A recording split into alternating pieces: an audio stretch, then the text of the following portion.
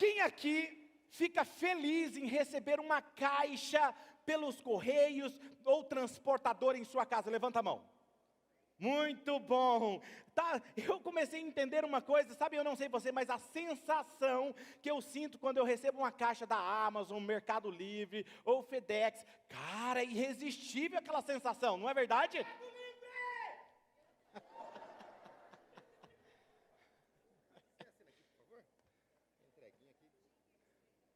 Tinha que ser. Não gastou bem?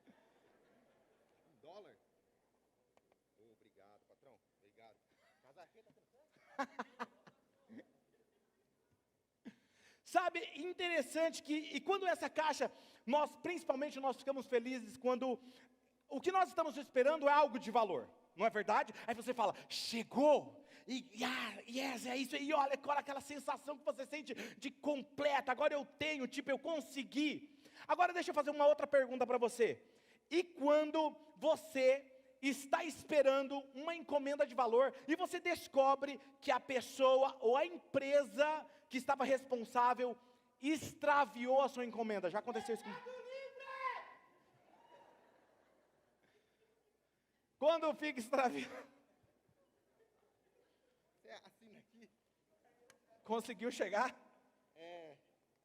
Posto de gasolina, pneu, cachorro, passou na frente, mas eu acho que está entregue. Tá? Depois nós vamos conversar sobre isso.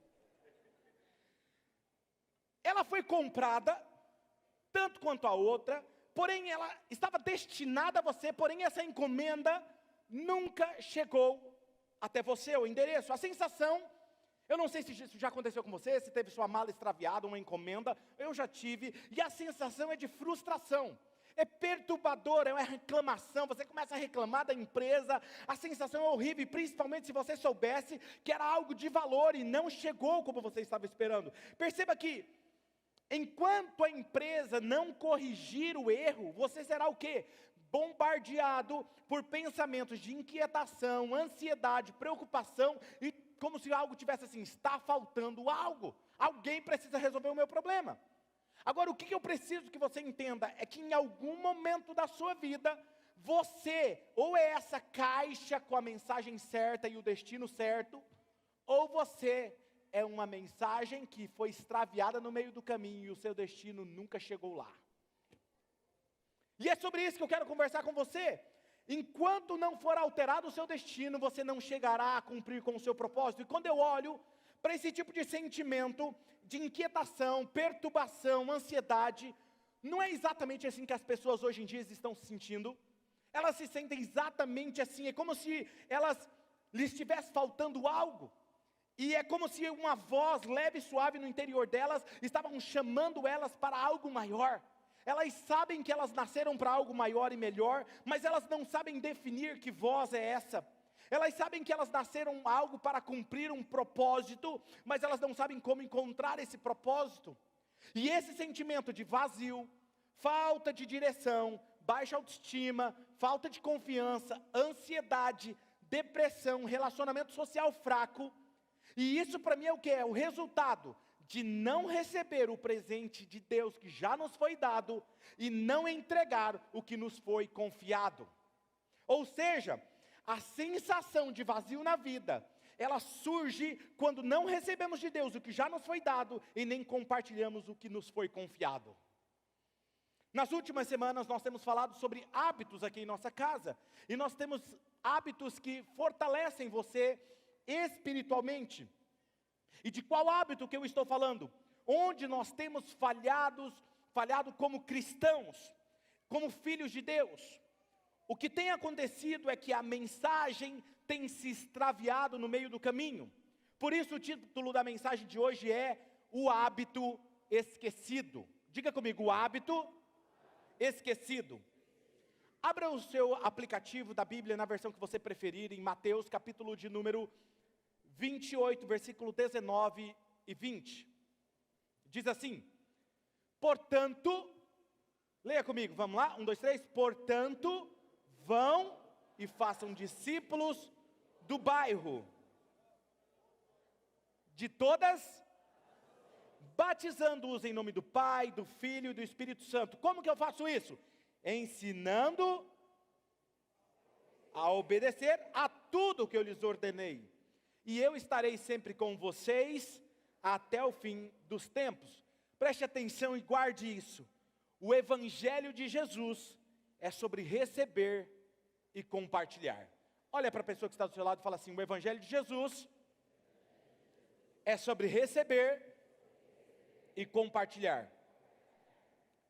O cristianismo, nunca foi sobre rituais religiosos.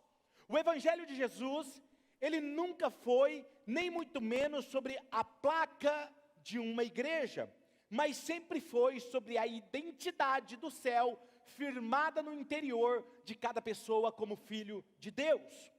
E quando nós temos um encontro com Deus, através de Jesus, nós encontramos o perdão dos nossos pecados, encontramos a graça, nós recebemos essa vida eterna, identidade de filho, e como filhos somos co-herdeiros com as eternas promessas de Deus.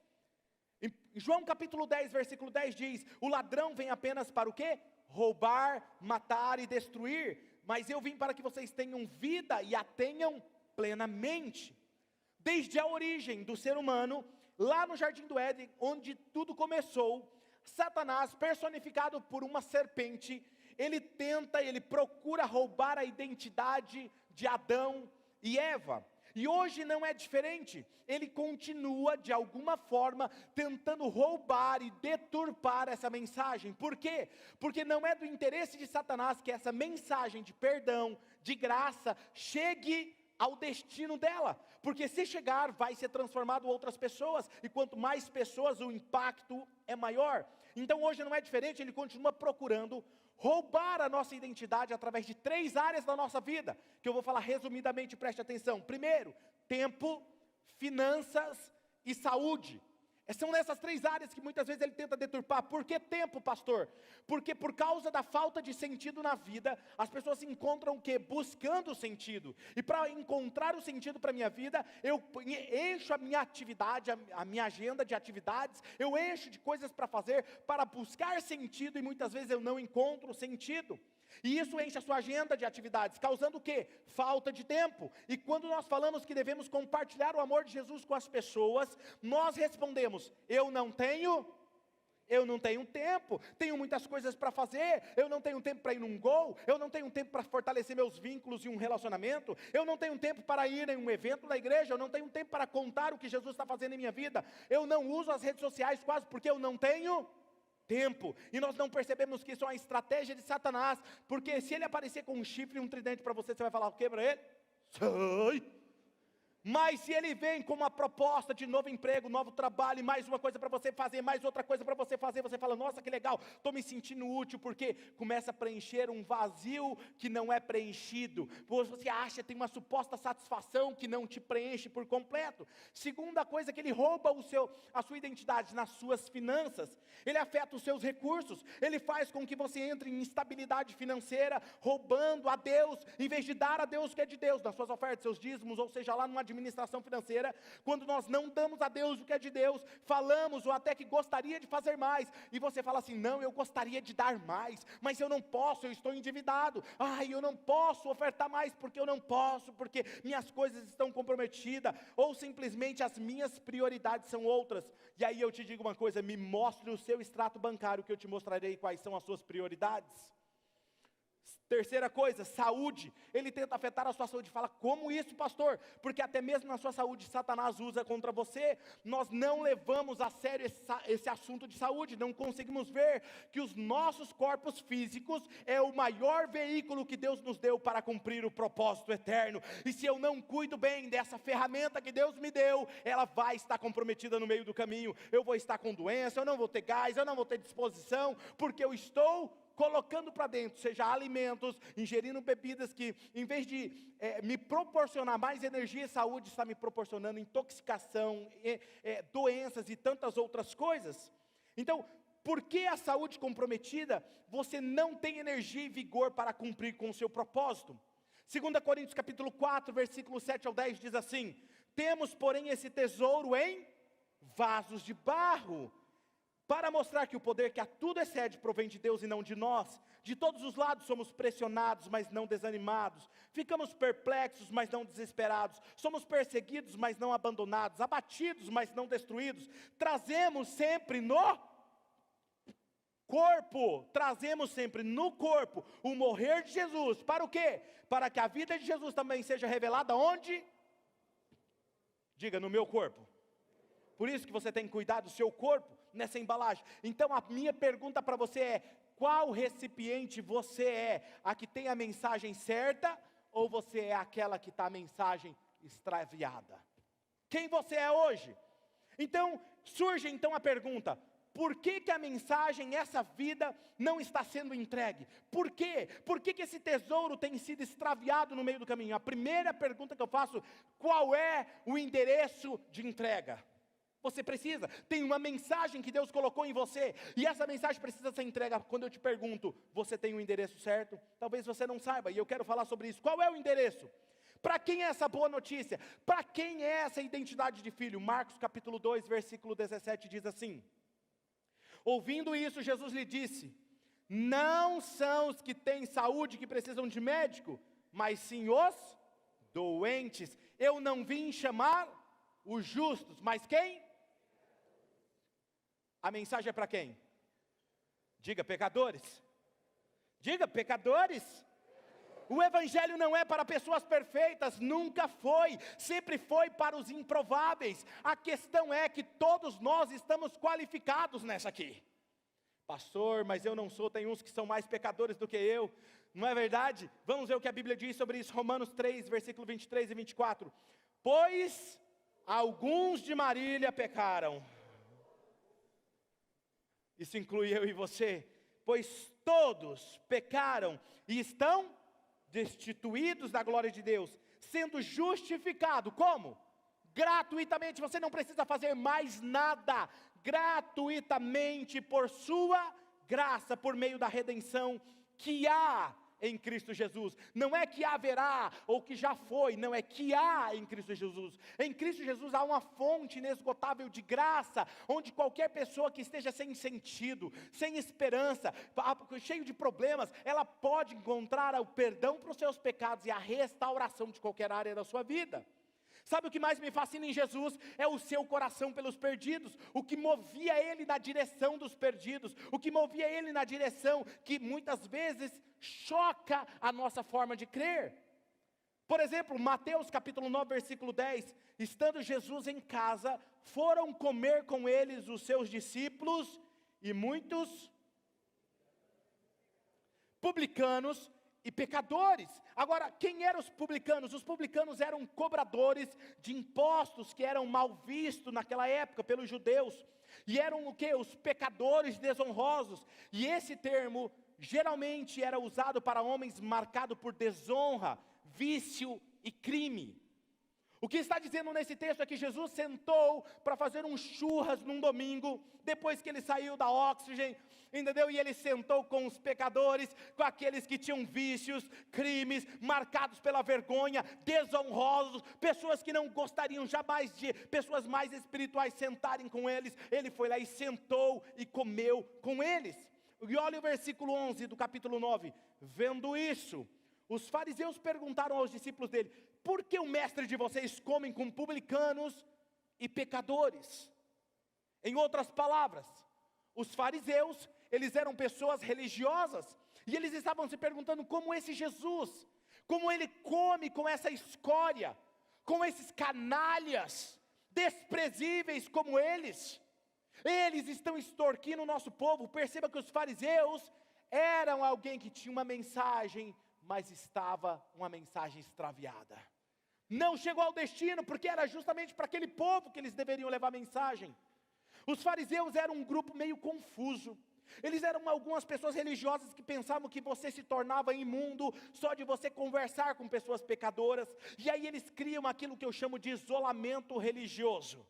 E que a gente vê isso hoje nas igrejas. Não fica andando com fulano porque você vai se contaminar. Não, se alguém senta, parece que o pecado do outro é contagioso, e ele nem senta perto. E se alguém senta, um pecador senta perto do filho, ele fala assim, vem, senta aqui. Não deixa, percebe? Parece que uma doença é contagiosa, é o isolamento religioso, e esse isolamento religioso se tornou popular, baseado o quê? Em obras.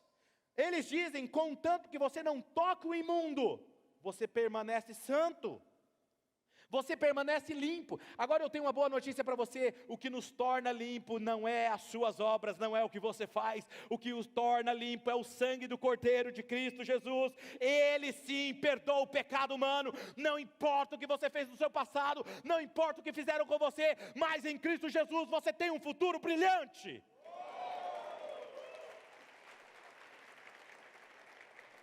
E isso que Jesus estava fazendo foi extremamente escandaloso. Eu fico imaginando se fosse hoje, enquanto os fariseus ficavam lá fora pensando, eles ficavam lá fora pensando, o quão sujo, imundo, escandaloso seria Jesus estar com aquelas pessoas desprevisíveis, enquanto eles estavam lá fora pensando como Jesus estava escandalizando eles, o quão Jesus ficaria impuro andando com eles. Jesus estava lá no meio deles pensando, o quão limpo aqueles homens podem se tornar se eles jantarem comigo.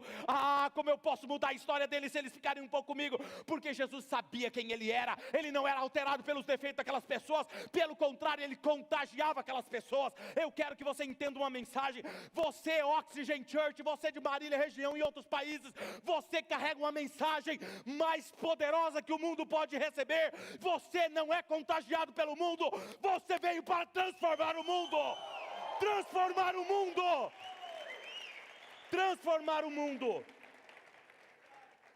Mateus capítulo 9 versículo 12, ouvindo isso Jesus disse, não são os que têm saúde que precisam de médico, mas sim os doentes.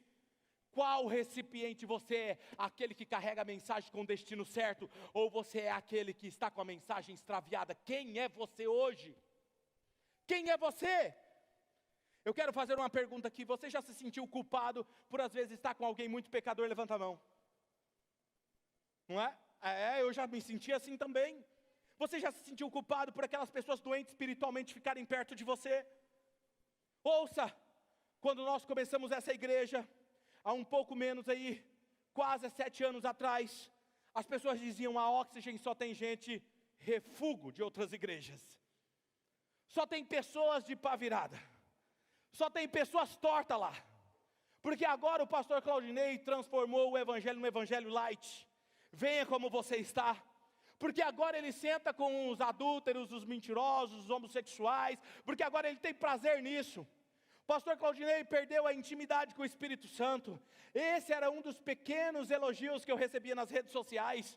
Outros que eu recebia carta na minha casa dizendo o seguinte, porque agora você está influenciado pelo diabo, porque agora você está corrompido, e isso, aquilo, outro. As pessoas mal sabiam, deixa eu te dizer algo forte aqui, se eu não amo a todas as pessoas, eu não amo o suficiente a Jesus ainda, porque se eu amar Jesus, eu amarei a todas as pessoas.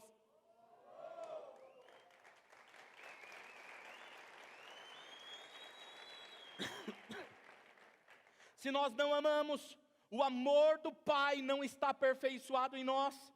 Eu imagino Mateus chegando em Jesus e dizendo, Jesus, eu tenho uma ótima ideia, o Senhor mudou a minha história.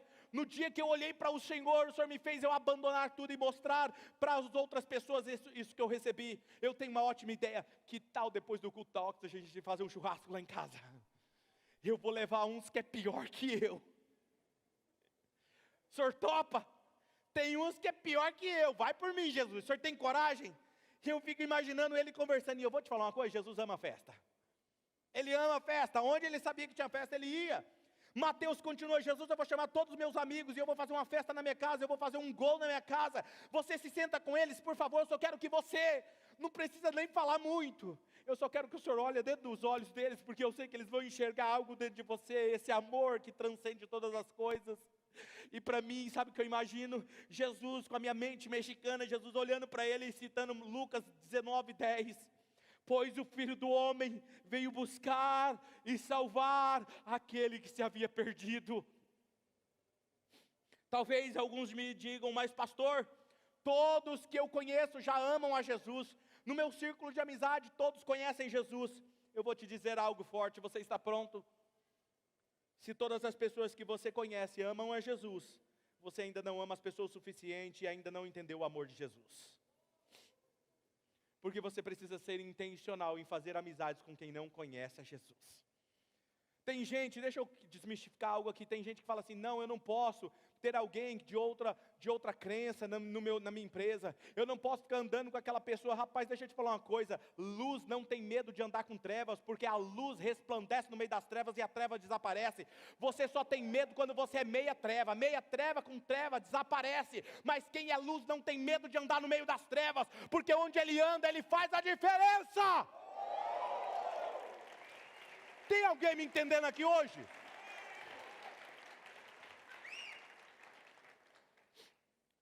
Qual recipiente você é hoje? Você é esse que tem a mensagem certa e o destino certo? Ou você é essa que está com a mensagem extraviada? Quem é você? Quem é você?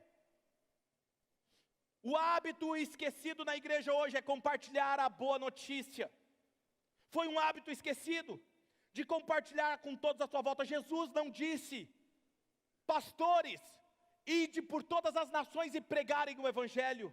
Fazei discípulos de todas as nações, somente os pastores e os líderes, somente os voluntários. Foi isso que ele falou? Não, vão, todos que dizem crer em mim, todos aqueles que dizem ser meus discípulos, vão pelo mundo todo e façam discípulos.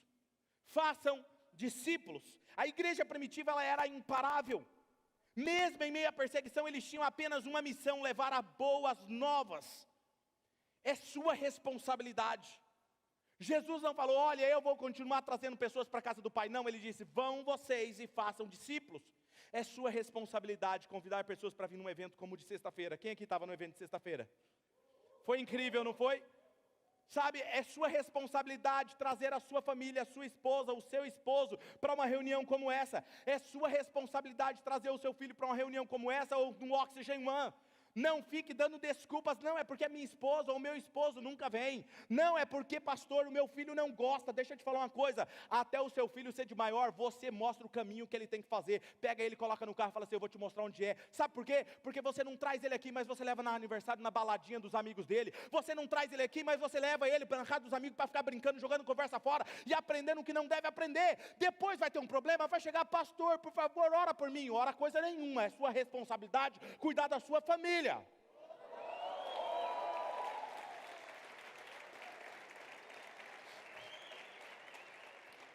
A entrega desta mensagem das boas novas sem extravio é para os perdidos.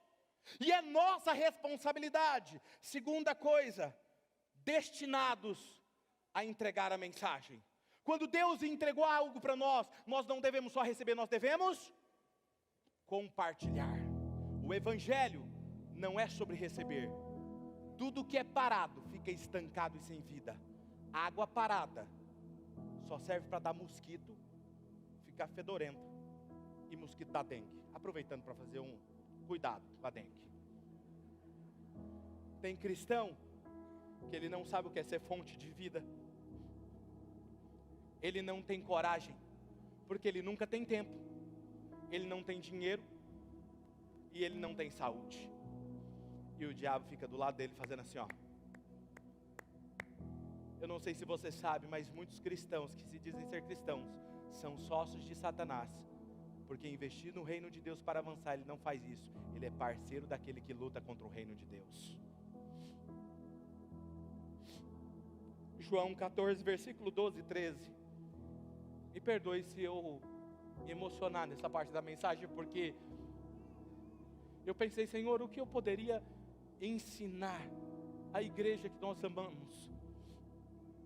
João 14, versículo 12 e 13 diz, em verdade lhes digo que aquele que crê em mim, não é aquele que está há muito tempo na igreja, não é aquele que é pastor, não é aquele que é líder, aquele que crê em mim. Quem que crê em Jesus? Fará também as obras que eu faço, fará coisas ainda maiores do que estas, porque eu estou indo para o Pai, e eu farei o que vocês pedirem em meu nome, para que o Pai seja glorificado no Filho. Perceba que Jesus está falando que aquele que crê nele não é o que estudou teologia, não é aquele que está há anos na igreja, mas aqueles que creem em mim farão obras maiores. Eu imagino que Mateus sentiu o amor contagiante de Jesus quando encontrou-se com ele, que os fez chamar seus amigos e levarem eles para ter um encontro com Jesus. Eu costumo dizer que quem se encontra com Jesus é tão inflamado pelo amor dele, que ele quer levar o máximo de pessoas para conhecer Jesus. E se tem uma coisa que essa igreja faz, é convidar. Eu estou te ensinando porque é meu papel te ensinar isso aqui. Mas vocês são pessoas que são contagiadas pelo amor de Jesus. A primeira coisa que você precisa saber, que quem promove essa expansão do reino de Deus é o próprio Espírito de Deus. Pois a sua missão é convencer o homem do pecado, da justiça e do juízo. Não é sua responsabilidade convencer que aquele seu amigo deixe de fazer aquelas coisas. Seu papel é apenas apresentar eles a Jesus, e o Espírito Santo o contagiará. Venha como você está, mas se você tiver encontro com a graça, você nunca permanecerá como você está. Por isso Jesus disse: não saiam de Jerusalém, até que do alto vocês sejam revestidos do poder do alto, do Espírito, da promessa. Ele sabia que a mensagem, se eles não recebessem o Espírito, a mensagem que os discípulos tinham carregado iria se extraviar, iria morrer com eles. E ele disse: não saiam de Jerusalém até que vocês recebam essa porção dobrada. O que fez a igreja primitiva espalhar a mensagem do Evangelho, como essa mensagem chegou até aqui em Marília, como fogo pega em palha seca, assim o Evangelho se espalhou. Você já viu o fogo numa palha seca, numa folhagem seca? Assim espalhou, alastrou-se pelo mundo, o que os tornaram incansáveis, destemidos. Estavam dispostos a enfrentar a distância das suas famílias. Eles eram espalhados pelo mundo. Não estavam preocupados se iam passar fome, frio, calor, se iam ser perseguidos, só para serem missionários. Paulo disse: eu sei o que é passar frio, fome, perseguição, perigos de morte, por amor de vocês. Nada mais importava para aquela igreja. Quando você olha o texto, eles não se importavam. Tinha algo maior. Eles não se preocupavam com seus recursos financeiros. Diz que eles repartiam e davam aos pobres, aos necessitados. Quem precisava investia no reino, eles entregavam tudo. Por quê? Que mentalidade era essa? Tudo em prol para que a mensagem fosse entregue da melhor forma. Paulo dizia em algumas cartas, dizendo: eu sei que muitos de vocês nem podem, mas a generosidade de vocês nos alcançou. Eles sabiam que era pelo em prol do reino, precisava chegar ao destino. Eles literalmente se tornaram uma oferta entregue e rendida à maior causa do Evangelho. O que os fizeram fazer isso? O que os movia nessa direção? Atos 2, versículo 3, mas antes de eu ler isso aqui, eles tinham algo que queimava por dentro, um fogo que ardia até os seus ossos. A resposta é o fogo do Espírito Santo que foi derramado sobre eles no dia de Pentecostes. Apareceram línguas de fogo que se separaram e pousaram sobre cada um deles. Jesus estava prestes a sair de cena e diz para eles ficarem totalmente cheios do Espírito. Obedeçam a voz do Espírito. Jesus disse: ficam numa posição chamada zona de transferência. Zona de transferência. E quando vocês receberem, vocês podem sair. E eles obedeceram, não saíram de lá até serem cheios do Espírito Santo. Paulo, quando ele escreve a Timóteo, ele diz: Timóteo, a segunda carta, Paulo anuncia que ele estava acabando de correr a sua carreira, que lhe estava proposta. Porém ele diz a Timóteo: aquele que luta como atleta não é premiado se ele não lutar da forma correta.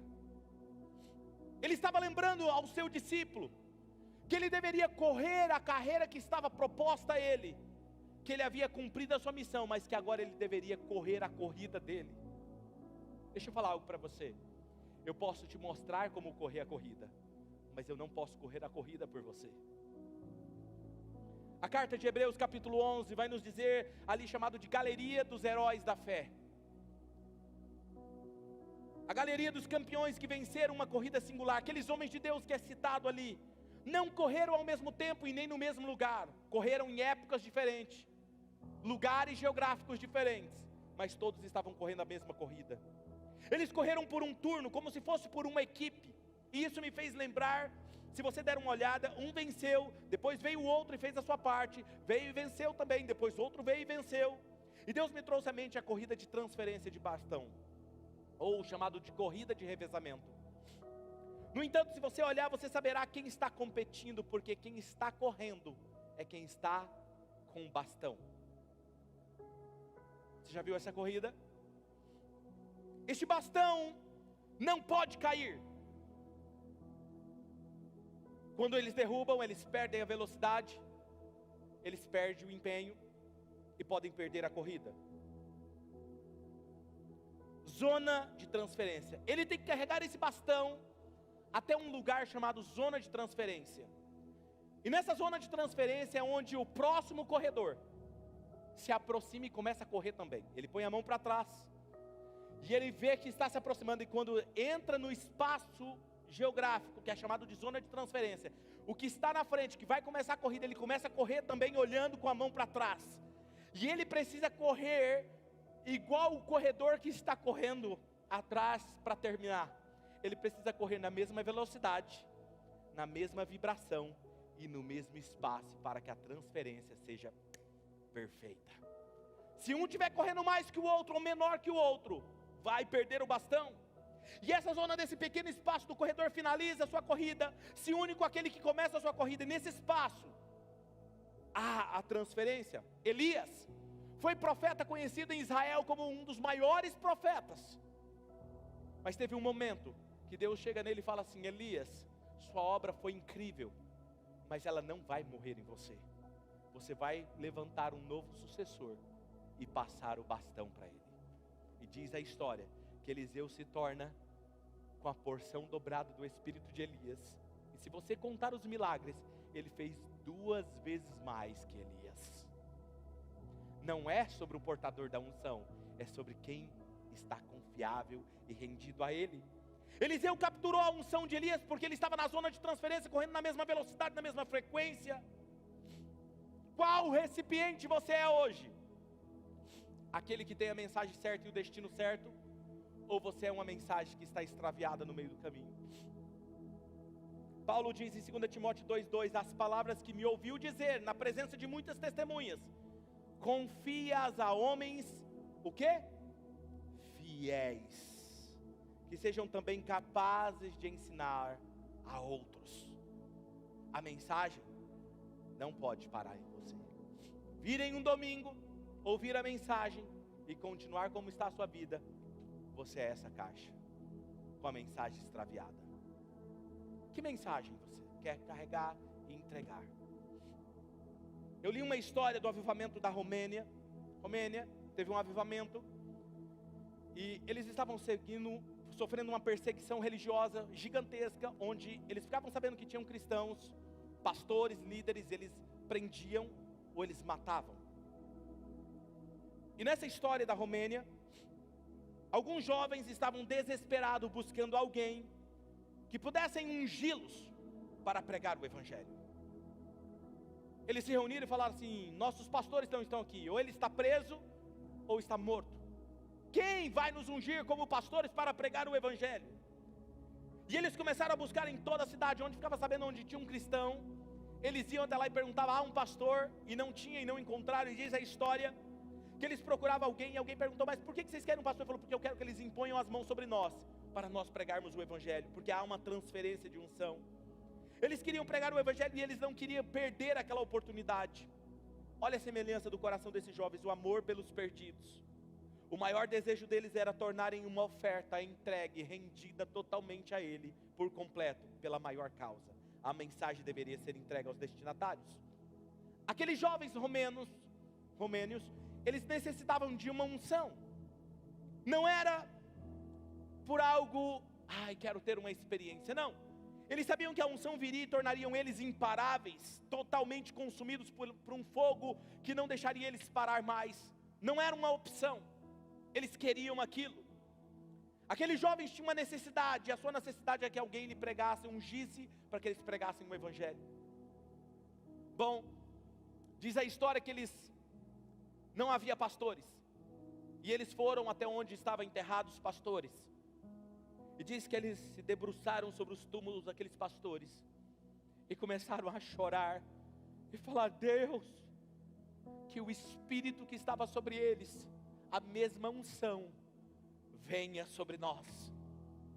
E diz que um fogo desceu sobre eles, que eles tremiam muito, parecia uma trepitadeira, sabe, tremendo e recebendo um fogo até os ossos. E disse que aqueles jovens saíram dali para pregar o Evangelho. Eu não sei se o que eles fizeram foi certo, eu simplesmente sei que eles tinham uma necessidade. Eles saíram para pregar o Evangelho, e um avivamento avançou e tomou a Romênia inteira, transformando aquele país e aquela situação. Qual recipiente você é? Qual mensagem você é? A que sabe para quem tem que entregar? Ou você é a mensagem que está extraviada no caminho? Quem você é? A pergunta é: por quê? Por que a imposição de mãos? Há um poder quando é imposta as mãos. Há uma transferência. Quando Deus escolheu Josué, Ele disse a Moisés: Moisés, põe as suas mãos sobre ele, e ele receberá do mesmo Espírito que você tem sobre ele. Quem dava a unção era Deus, mas Deus queria que fizesse assim. A igreja primitiva necessitava de homens para ajudar na administração, os voluntários da época. E ele falou assim: olha, chamem homens fiéis, tementes a Deus, que dão bom testemunho. Chamaram os apóstolos e impuseram as mãos sobre eles, e todos eles foram cheios do Espírito Santo para servir a mesa. Servir a mesa precisava ser cheio do Espírito Santo. Atos 6, 6 e 7, apresentaram esses homens aos apóstolos, os quais oraram, lhes impuseram as mãos, e assim a palavra de Deus se espalhava, crescia rapidamente o número de discípulos em Jerusalém. Além disso, um grande número de sacerdotes obedecia à fé. As crianças de Jesus, os pais intencionalmente traziam as criancinhas para que Jesus tocasse, porque sabiam que Ele abençoava elas. Às vezes eu estou aqui em um dos momentos da nossa ministração, e eu não quero orar por todos vocês, meu desejo é, mas eu gosto de saber onde o Espírito Santo está ministrando. E às vezes eu fico: Espírito Santo, o que o Senhor está fazendo? Eu fico andando, e de repente Ele fala: vem por aqui, vira aqui, vem aqui, toca nessa pessoa. E antes de eu tocar, isso aconteceu na última vez, eu fui chegando perto de um jovem, e eu nem cheguei a tocar nele. Ele começou a tremer, gritar e cair. E ele disse depois que um fogo o tocou, e ele sentia como se uma corrente elétrica passasse por todo o seu corpo. Orei pelos voluntários na última vez, e eles disseram a mesma coisa, que foi como uma corrente passando por todos eles. O que é isso? É como uma tecnologia inalámbrica. Sabe o que é isso? Tecnologia da rede Wi-Fi. Não tem cabo, não tem conexão, mas se você tem a senha e você está num ambiente onde ela está liberada, você conecta sem que ninguém toque em você. Se você tem a senha de um coração rendido e você está onde tem a presença de Deus, você é tocado por ela. Tem um membro da nossa igreja que eu fiquei sabendo que ele falava assim: eu não acredito nesse negócio de cair não. Não sei não. Estava lá atrás, e provavelmente ele está aqui me ouvindo. Estava lá atrás. E aí começamos a oração, o povo começou a cair aqui assim na frente. E ele estava perto do casal que tinha falado que ele não acreditava. E de repente, o Senhor tocou ele, e ele caiu sozinho, sem que ninguém colocasse as mãos sobre ele. Pensa num cara apaixonado pela presença de Deus. Porque quando tem um coração sensível, você recebe. Resumindo, o que tinha Daniel quando ele orava e os leões famintos ficavam de boca fechada perto dele? O que tinha Elias, que quando profetizava o fogo caía do céu. O que tinha Samuel, que sabia discernir a voz de Deus Pai, ainda sendo uma criança. O que tinha Moisés, que quando falava com Deus, o monte onde ele estava resplandecia. Números capítulo 11, versículo 16 e 17, o Senhor disse a Moisés: traga-me 70 autoridades de Israel, que você sabe que são líderes e oficiais do povo. Leve-os à tenda do encontro, para que estejam ali com você. Eu descerei, falarei com você, e tirarei do espírito que está sobre você, e porei sobre eles, e eles carregarão o fardo do povo com você. Eu sei o que eles tinham. Eles tinham o mesmo que Jeremias tinha. Jeremias 20, versículo 9, leia esse texto comigo. Mas, se eu digo, não mencionarei, nem mais falarei em seu nome, é como se um fogo ardesse no meu coração, retido nos meus ossos. Eu estou exausto tentando contê-lo, e eu não posso mais. Jeremias não queria falar. Ele está dizendo: eu estou tentando segurar, mas eu não consigo. É como um fogo que queima dentro de mim. O que aconteceu com esses personagens foi que eles tiveram um encontro com Deus, e o mesmo fogo consumiu os ossos que consumiu os profetas, consumiu os reis, consumiu Moisés, consumiu Abraão. Queimava tanto que a mensagem precisava sair. O fogo de Deus consumiu ele, consumiu Abraão, que ele foi a ponto de sair do meio dos seus parentes para encontrar a terra prometida. Um fogo que o queimava por dentro.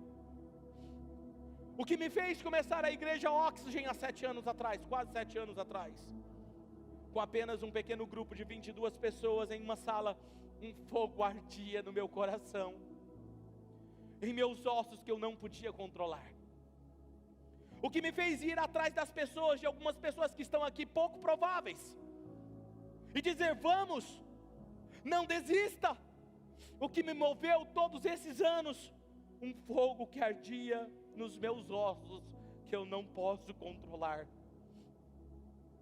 O que está me fazendo dar um passo ousado como esse, sair de perto de pessoas que eu amo, que eu admiro, do conforto da minha casa, de uma igreja que eu amo, dos meus pais, da minha filha, dos meus líderes. A resposta é: porque no dia que me encontrei com ele, eu estava jogado ao chão, a presença de Deus sobre mim ardendo, me queimando, e eu disse: Senhor, eu serei uma oferta totalmente rendida a Ti.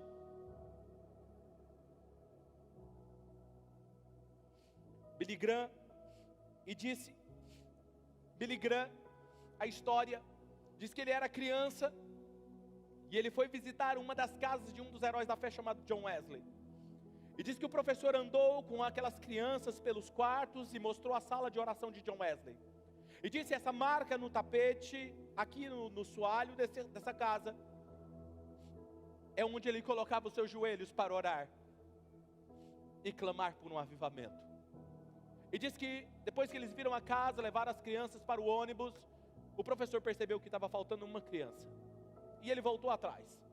E quando ele voltou lá, tinha uma criança com um joelho em cima dos joelhos onde estava John Wesley, com a mão e dizendo: faz de novo, faz de novo, faz de novo. E o professor pegou no ombro daquela criança, falou assim: nós precisamos ir, Billy Graham. E ele se tornou o maior pregador do evangelho. Ele se tornou a resposta da sua própria oração. O fogo que queimava John Wesley queimou no coração de Billy Graham. Você não terá outra vida para fazer valer ela a pena.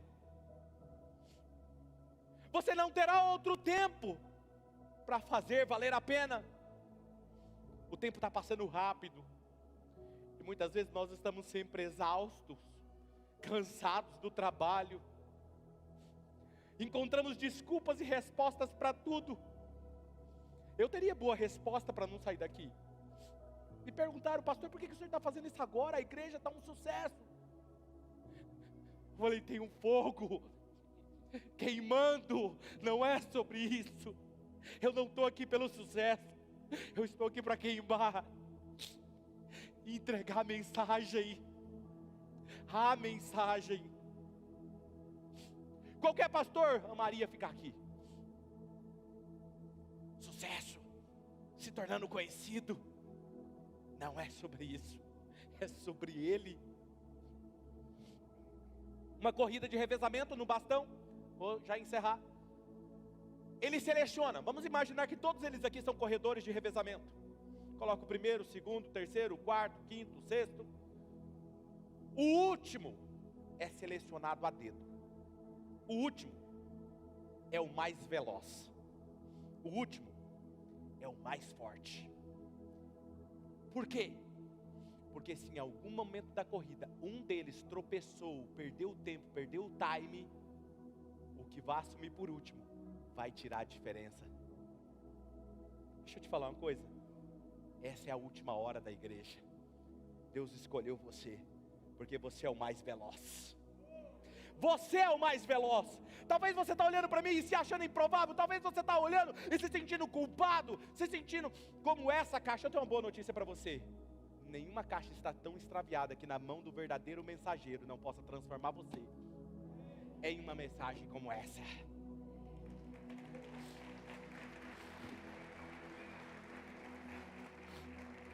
Abraão correu a sua corrida.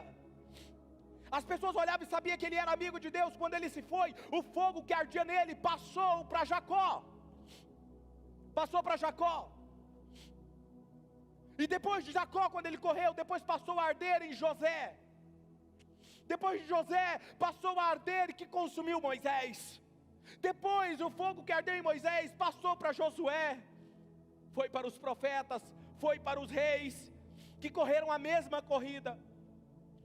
Meu pai e minha mãe foram pastores durante mais de 30 anos. Ele correu a corrida deles. Jubilou. E agora o fogo correu para mim. Seus pastores aqui dessa igreja estão correndo a corrida. Porém o último atleta é o mais veloz e é você. O nosso tempo está passando. O seu é chegado. Por isso você precisa ser encharcado dessa unção que Deus quer te dar hoje.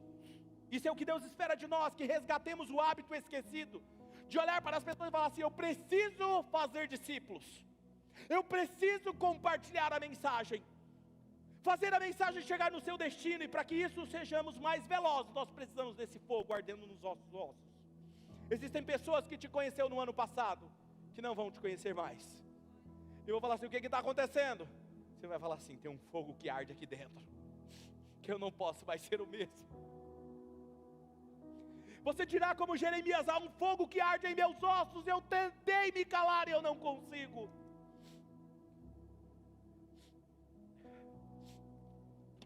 Qual recipiente vocês são? Qual recipiente vocês são? Até quando? Por mais quanto tempo? Por quanto tempo você vai esperar para entregar a sua mensagem? Eu quero orar por você.